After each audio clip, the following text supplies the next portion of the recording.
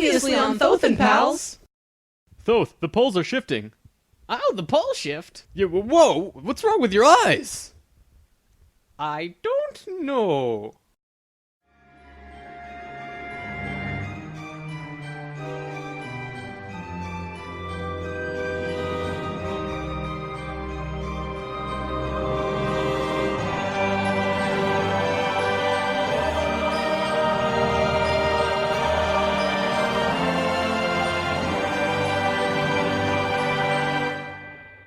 When Thoth first saw signs of the polar shift, they returned to the land of Chem and raised the warship into the sky. They went to Atlantis and picked up the Nacals. The Nacals weren't just passengers though, and each and every being was working in unity to create a very powerful Merkaba around themselves and the ship. They returned to the Great Pyramid and landed the ship on top, forming the phi ratio with the pyramid. And then, it happened. The poles began to shift, and human consciousness began to plummet. Simultaneously, the electromagnetic and magnetic fields of the Earth collapsed, and all life on the planet went into the Great Void, the 3.5 days of absolute blackness described by many ancient cultures in the world. The Emerald Tablets say that whenever we go through a polar shift, we go through a void space as we change our frequencies for about 3.5 days. This is also in the Troano document, depicted by 3.5 stones painted black. This refers to a time when we go through what science calls the electromagnetic null zone. During the pole shift, a phenomenon takes place where everything just seems to disappear for a certain time. Usually it's between 2 to 4 days, and the last time it was 3.5 days. Here's where it gets interesting. What happens to us does not usually happen to a normal species, because most advanced species will have their Merkabas handy at the time of the shift. We didn't, due to our little crisis, and we got sucked into the void space without protection. This resulted in us losing our memories. Science realizes that all of our memories are connected through cells in our brains as well as fields around our heads. What is not entirely understood by science yet, at least not directly, is the connection our memories have with the planet itself. We've discussed this before. The magnetics of the Earth affect how we think and act. The Merkaba is an electromagnetic field that you create around your body that can serve as protection from void as you're consciously going through it.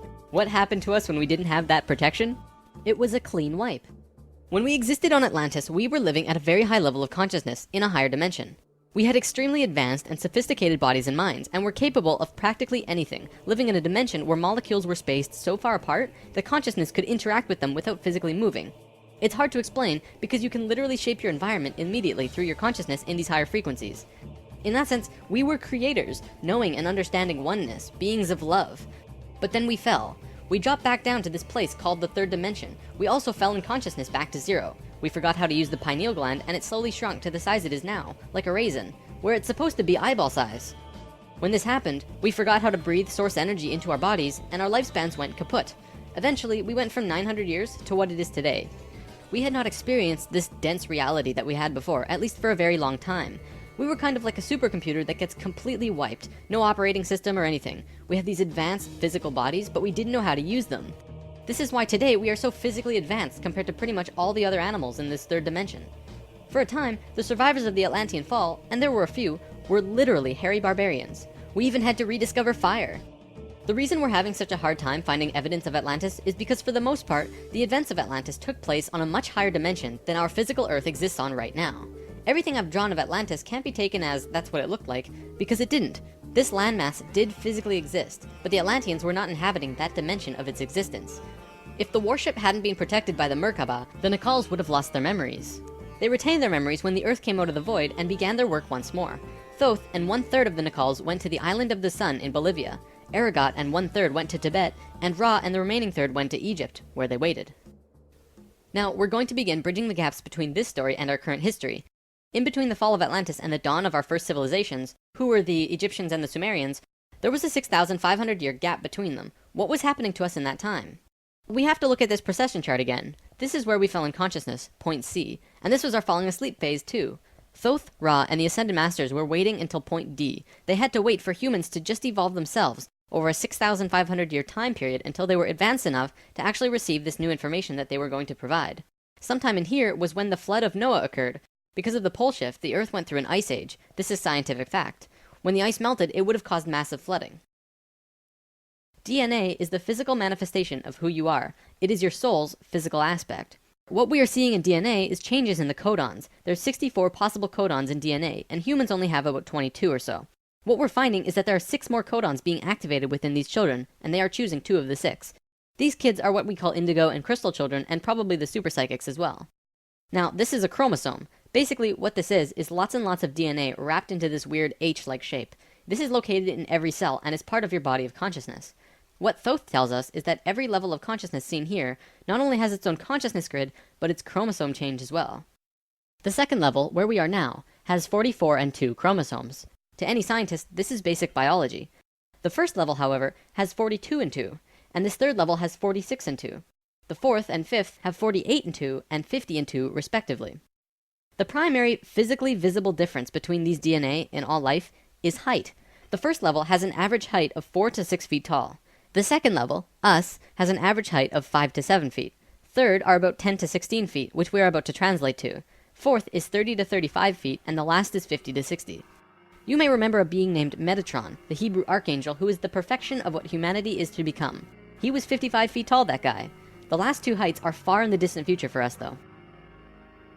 This is a place in Egypt today called Abu Simbel. The first thing you notice is that these statues are huge, but with the information about the DNA, this paints a different picture.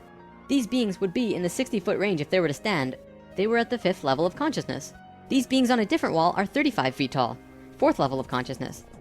Here are some third levels as well. Archaeologists saw this and thought that it meant that the man was just much more important than the woman, when in actuality, the kings of Egypt had 5 different names, one for every level of consciousness. Some of the kings were even able to translate into different dimensions, and that's how they guided the population with the power of the gods.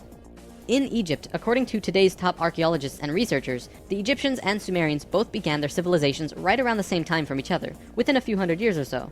Both of these civilizations emerged out of nowhere with perfect writing abilities that were not improved upon since.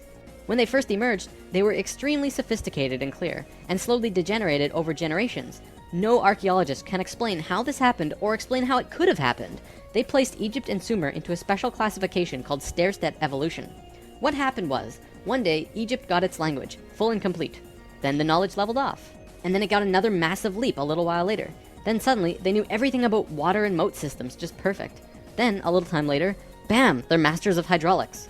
How did Egypt and Sumer do this? Well, this is what Thoth said. When we were evolving on our own for 6,500 years, Ra and the Ascended Masters were waiting in an underground city beneath the Great Pyramid. We'll come back to this in a bit. Thoth's son Tat formed a group called the Tat Brotherhood, which is a secret group that still exists today as protectors and keepers of the sacred temples. Today, they're still connected to the Ascended Masters. So about 6,000 years ago, some members of the Tat Brotherhood would wait until they would meet someone who could understand what they were going to teach them. When they found someone, they would just tune their frequencies to the third dimension and walk up and tell them information flat out.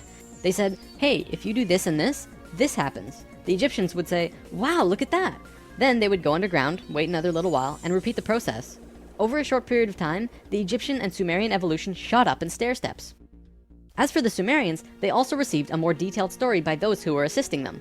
They described to the Sumerians in all of the details they remembered. They said, this is the history of the planet, write it down. The Sumerians knew about the precession of the equinox because they were told it by the Nacals from Atlantis. After this stair-step period, we began to fall asleep further. Things got worse once more. It was our falling sleep stage of precession, and although the Nacals had given us a boost, we were consciously dozing off. On that note, it's time for the story about the city under the pyramid. Keep an open mind about this because there is very little proof for what I'm about to say. For over 40 years, Drunvalo Melchizedek has been studying human consciousness through sacred geometry and spiritual teachers and masters all over the world. In 1996, he was contacted by a source in Egypt who said that something incredible had been discovered. A stone stele came out of the ground between the paws of the Sphinx into the daylight. They removed it and dug into the earth beneath the Sphinx. There they found a room with 3 tunnels leading off of it. One of the tunnels, which went to the Great Pyramid, had another tunnel coming off it, and it was shielded by a wall of light. Bullets could not pass through this field, and people could not even get close to it without feeling like they're going to die. The Egyptian government found a particular person who could turn off this field. They also had brought in Paramount Studios to film it, as they had filmed the opening of King Tut's tomb. They had a good relationship with Egypt. The government wanted several $1 million from Paramount, but at the last minute they asked for an extra $1.5 million under the table. Paramount was outraged and they backed off. Things were silent for about 3 months. Then Drunvalo heard from a source again who was involved in all this, who said that 3 men shut off the light field and went inside. They found themselves inside a very large building that went on for miles underground, which was really the edge of a giant underground city, which was really just one giant building. Then, a little while later, an Egyptian archaeologist named Larry Hunter began describing the same thing, but more detailed. He said that the city was 6.5 by 8 miles wide and 12 stories deep, and the city was outlined by specific temples in Egypt. The 3 pyramids are lined up with Orion's belt. But there are also small temples for every other star in the constellation. Those temples map out the city underground and are made out of a special stone not found anywhere else in Egypt called Koinen stone. Incredibly enough, very recently, ancient tunnels were found in Romania that led to both Egypt and the inner earth. Now, I don't have time to go into detail about this particular story, but if you want, check out the book Transylvanian Sunrise by Radu Sinamar.